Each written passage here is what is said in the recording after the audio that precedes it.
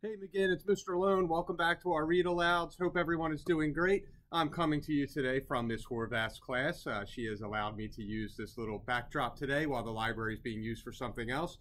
We have our night of Global Cultures Night tomorrow, Global Cultures Day on Friday here at school. It's going to be a terrific celebration of our backgrounds, our heritages, and I hope you really enjoy that. And so to go with that today, I wanted to read a little story that connects with culture, and it is called Waiting for the Biblioburro. Here we go.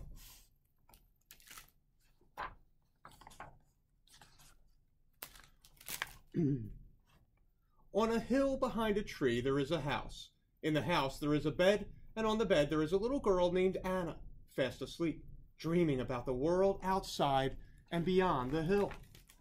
When Anna wakes up to the rooster's quee-quee-quee, Poppy is already at work on the farm, and Mommy is busy in the garden.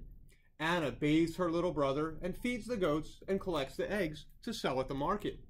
After breakfast, Anna and her mother walk down the hill. Anna closes her eyes against the sun and wishes she was back in the cool of the house with her libro, her book. Anna has read her book, her only book, so many times she knows it by heart. The book was a gift from her teacher for working so hard on her reading and writing. But last fall, her teacher moved far away, and now there is no one to teach Anna and the other children in her village. So at night, on her bed in the house on the hill, Anna makes up her own cuentos and tells the stories to her little brother to help him fall asleep. She tells him stories about make-believe creatures that live in the forest and the mountains and the sea. She wishes for new stories to read, but her teacher with the books has gone.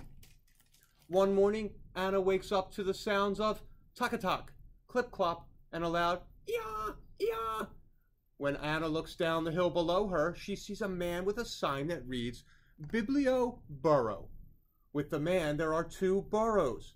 What are they carrying? Libros! Books! Anna runs down the hill to the man with the sign and the burros and the books. Other children run to him too, skipping down hills and stomping through the fields. Who are you? Who are they? The children ask. The man says, I am a librarian, a bibliotecario, and these are my burros, Alpha and Beta.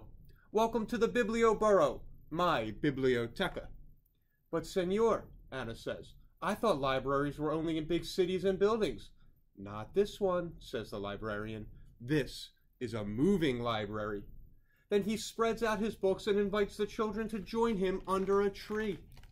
Once upon a time, the librarian begins, sharing the story of an elephant who swings from a spider's web. He reads from books with beautiful pictures, then helps the little ones learn their abecedario. He sings A, B, C, D, E, F, G. Finally, he says, now it's your turn. Pick out books, and in a few weeks I will be back to collect them and bring you new ones. Me too? Asks Anna.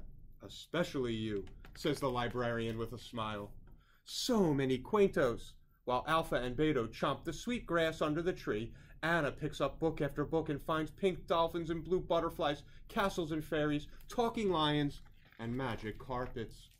Someone should write a story about your burrows, Anna tells the librarian, rubbing Alpha's nose and feeding more grass to Beta.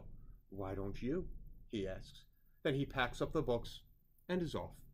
Enjoy, he calls to the children. I will be back. Anna runs up the hill to her house, hugging the books to her chest. She can't wait to share her books with her brother.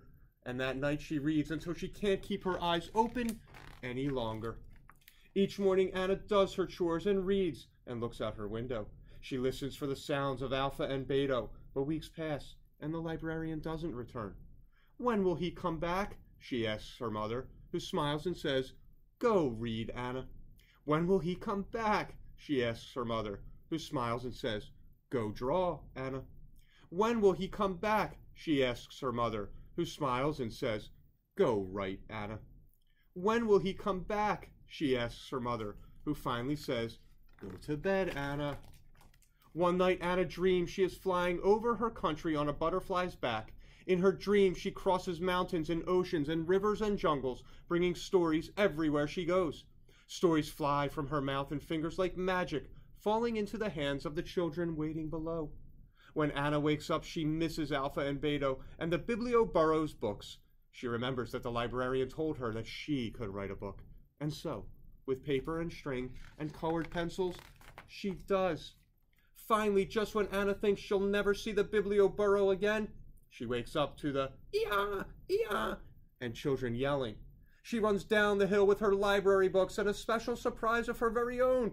"I wrote this cuento for you," she says. "Que bueno," the librarian says, and then he reads her story to the children under the tree. When it's time to go, Anna's book is packed carefully on the burro's back, ready to be carried away, over the hills and through the fields, to another child who is asleep on a bed in a house on a hill behind a tree, dreaming of Alpha and Beta and all the new stories the Biblioburro will bring. Boys and girls, I hope you enjoyed that story about a girl who just loves to read, about a man, that librarian who brings books to the children, the celebration of reading and titles and books, using your imagination to create your own in writing. A special book for sure. Hope you enjoyed it. I also hope you enjoyed the little cultural spin that it included. We'll be back tomorrow with another Read Aloud, and again, you have a terrific night.